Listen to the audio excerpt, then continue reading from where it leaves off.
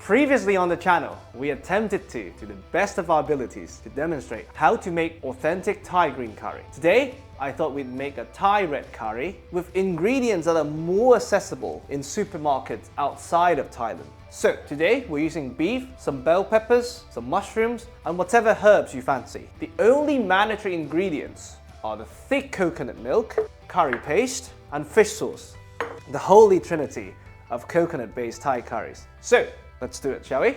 The most important step of any coconut-based curry, it's the cooking of the coconut cream or thick coconut milk. This will give us the fat to cook the rest of the dish and develop that rich, creamy texture that's not heavy on the palate. So I'll have measurements in description, but what I like to do is to coat the bottom of my pan with a decent layer of coconut cream, and I would reserve the rest on the side so I could make adjustments. Now we start to bring in some heat. If you've ever made a roux before, the process is pretty similar. And for this step, to make it fail-proof, I always recommend using a whisk. Today we use Cassie's Panda whisk, and you go. This is really the only active cooking you have to do, because after this, most Thai curries are more similar to making hot pot or boiling a soup. What we want to achieve here is to split the oil from the solids and caramelizing the solids in the process, developing much deeper flavors. There are recipes out there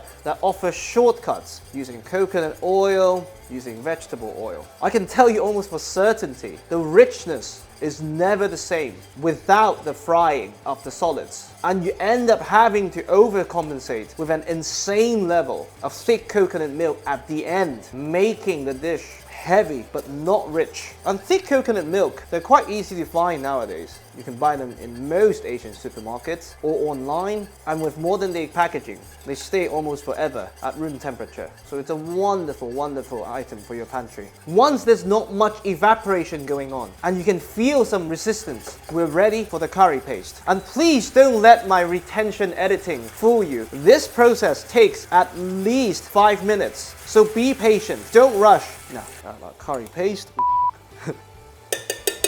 Now, if it wasn't clear with the white color how the oil was floating to the top, once we've introduced the curry paste, you can see quite clearly what I meant by splitting. You have the oil and you have the solids. We are now frying the curry paste, frying the solids. For those who watched my curry paste video, we know that there's water content in the curry paste from the shallots, from the garlic, and to a lesser extent from the lemongrass. So now we're evaporating those water content, concentrating their flavors. And you do this at a pace you're comfortable with, and you adjust the heat accordingly. You don't want the bottom to burn. Now, I know I repeat this in all my videos, but it's just too important. How much curry paste do you add? The important thing to know is do not trust me, or for that matter, any other recipes, because different people have different spice tolerance. The most trustworthy person you have for this exercise is you. Nobody knows your palate better than you. So you taste. You must taste. How do you taste?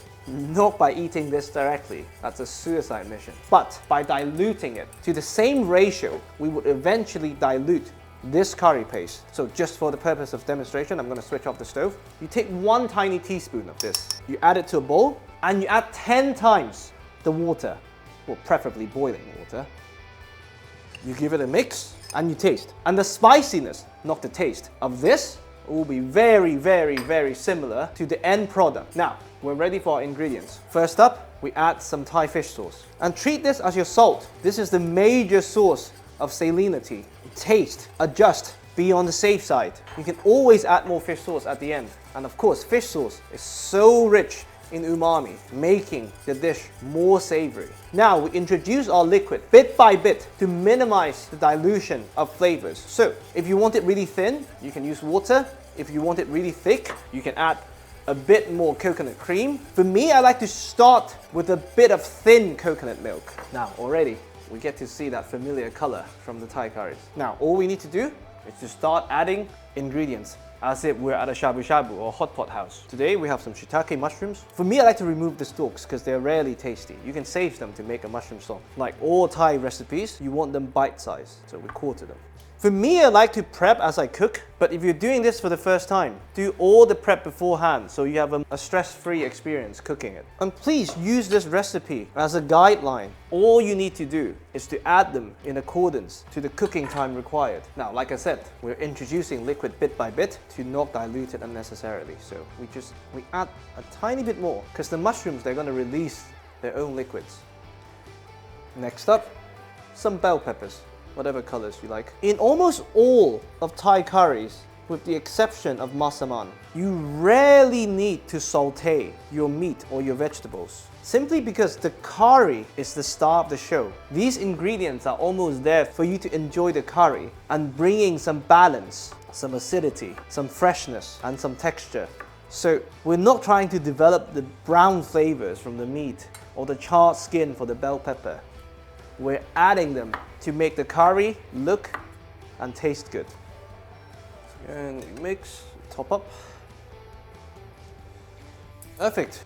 And all there's left to do is some shabu shabu action. Oh, I forgot to say, traditionally you would also add palm sugar to the dish, but for my own palate, I always find it unnecessary. But if you're making it for the first time, maybe add a cube, taste, and see for yourself. So, shabu shabu, and you can use any cut of beef and just cook them accordingly. I always prefer the beef in small chunk or thinly sliced, just because then it makes this a fast cooking dish. But if you want to use a braising joint, it will also be incredibly tasty. You just have to cook them for much longer. And at this point, I like to top up with water. Personal preference. I like my curry soupy. Now while that's coming back to temperature, throw in some kaffir lime leaves. And I like to add these in stages because when they're fresh, they develop this wonderful lime-like smell and flavor. And it's a wonderful way to finish the dish. But when you cook them, they add some deeper flavors. Perfect. At the very last minute, we add some Thai basil leaves. Again, I like to do them in 2 stages. But just because this is a Thai curry, don't think you can only use Thai basil. Use whatever herbs you like. For me, a very good option is mint, especially if you have a mild spice tolerance like me. That will give you a bit of freshness and balance the dish so you can eat more. Almost like a semi-palate cleanser. Once everything has been cooked, all the flavors have been emulsified, we taste once more. And now you can adjust for salinity level. If you want it saltier, add some fish sauce. If you want it thicker, cream, less thick, coconut milk, even less thick, water. For me, this is perfect and we can plate. I want a bit of everything. Beautiful. And of course, personal favorite, at the very last minute, a bit more kaffir lime leaves, thinly sliced. And the heart of the Thai basil for garnish.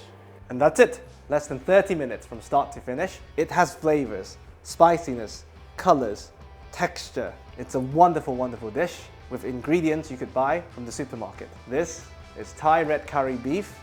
I really hope you enjoy. Oh, where's my way?